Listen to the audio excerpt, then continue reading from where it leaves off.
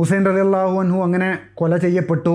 വിവരണങ്ങളിൽ പറയുന്നത് ഈ കുതിര സൈനികര് ഇമാം ഹുസൈന്റെ ശരീരം കുതിരയെ കൊണ്ട് ചവിട്ടിക്കുകയും അങ്ങോട്ടും ഇങ്ങോട്ടും അതിങ്ങനെ ഇട്ട് തട്ടിക്കളിക്കുകയും ചെയ്തിരുന്നു എന്നാണ്. റസൂലിന്റെ കുട്ടിയുടെ ശരീരമാണ് മണ്ണിലിട്ട് തട്ടിക്കളിച്ചിരുന്നത്. റസൂലിന്റെ രൂപത്തോട് അത്രയും സാദൃശ്യമുള്ള മറ്റൊരാളെയും ഞാൻ കണ്ടിട്ടില്ല എന്ന് അനസ് ബിൻ മാലിക് പറയപ്പെട്ട ആ ഒരാളാണ് ഇമാം ഹുസൈൻ. കുതിരയെ കൊണ്ട് ചവിട്ടിച്ച് മാംസം മണ്ണില് യോജിക്കുന്ന രീതിയിലായിട്ടുണ്ടായിരുന്നു എന്നാണ്. പിന്നീട് ഹുസൈൻ റളിയല്ലാഹു അൻഹുവിന്റെ ശിരസ് ഛേദിച്ചെടുത്ത് അത് ഉബൈദില്ലാ ഇബ്നു സിയാദിന്റെ മുന്നിൽ കൊണ്ടുപോയി സമർപ്പിച്ചിരുന്നു എന്നാണ്. ഇബ്നു സിയാദിന്റെ ഈ കളികളൊക്കെ കഴിഞ്ഞ് പിന്നീട് ഈ ശിരസ് യസീദിന്റെ അടുത്തേക്ക് ഡമാസ്കസിലേക്ക് കൊണ്ടു ചെല്ലുന്നുണ്ട്. ഈ ഒരു സാഹചര്യത്തില് യസീദിന്റെ കൂടെ അവിടെ ഒരു ക്രിസ്തീയ സന്ദർശകൻ ഉണ്ടായിരുന്നു, ഒരു ക്രിസ്ത്യാനി ഉണ്ടായിരുന്നു. ആ ഒരു സാഹചര്യത്തിലേക്കാണ് ഒരു വെള്ളിപ്പാത്രത്തില് ഇമാം ഹുസൈന്റെ തല കൊടുന്ന് യസീദിന്റെ മുമ്പിൽ സമർപ്പിക്കുന്നത്. ആ സമയത്ത് ആ ക്രിസ്ത്യാനി പറഞ്ഞു അത്രേ, നിങ്ങൾ മുഹമ്മദിന്റെ കുടുംബത്തോട് ഈ